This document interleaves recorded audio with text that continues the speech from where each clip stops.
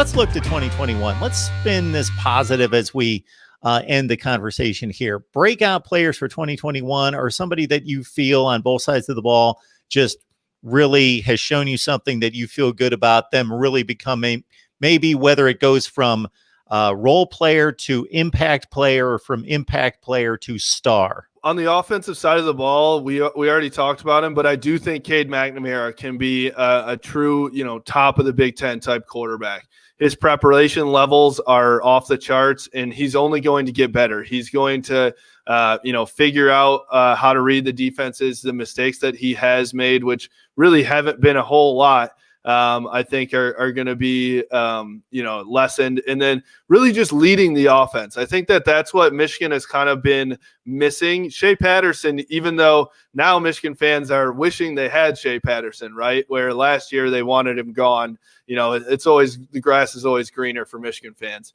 But I think that he wasn't a vocal, leader guy, where Cade McNamara has that, which I think really puts them a little bit over the edge on the offensive side of the ball. And he has a ton of weapons, I'll tell you that, on the offense too. One of those is Hassan Haskins as well. Hassan Haskins was a linebacker coming into Michigan, got flipped over to the running back side.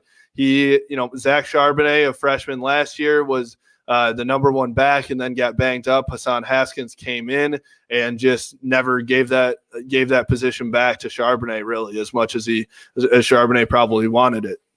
And so he's a guy that just runs downhill and hard. He gets squeaky yardage all the time, finds a hole, makes great cuts. He, just kind of an unexpected guy that has carried the load for Michigan. And finally, in the last two games, Josh Gaddis has actually given him the number of carries that we've wanted him to get.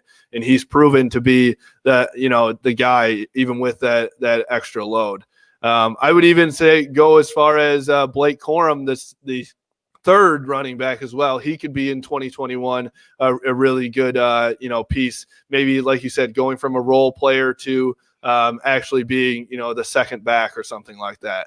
On the defensive side of the ball, no surprise here, but 5-star Daxton Hill is the real deal. He is one of the lone bright spots on that defense right now. He makes plays. I want to go back and look at the film.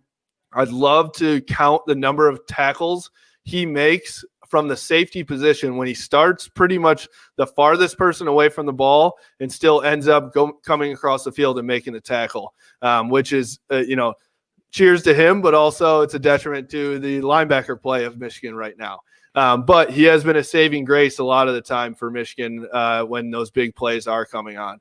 And then another one in the secondary that we talked about in the early games here really, really struggled. But Jamon Green has come on, and with 0 games started before this season, he did struggle in games 2, 3, and 4, against Michigan State. Obviously, Vincent Gray on the other side wasn't having a great year either. He has definitely gotten better as well. But Jamon Green played, I think, from Pro Football Focus, he had a 90 grade. So to have a 90 grade after the first couple games, where he was probably more in the 30s or 40s is a big thing. And I think that he could be a breakout star, and that secondary could look a lot different in 2021.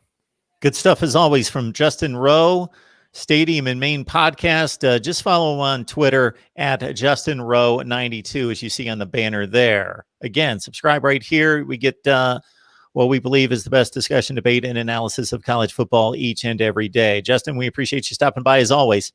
Yep. Thanks for having me.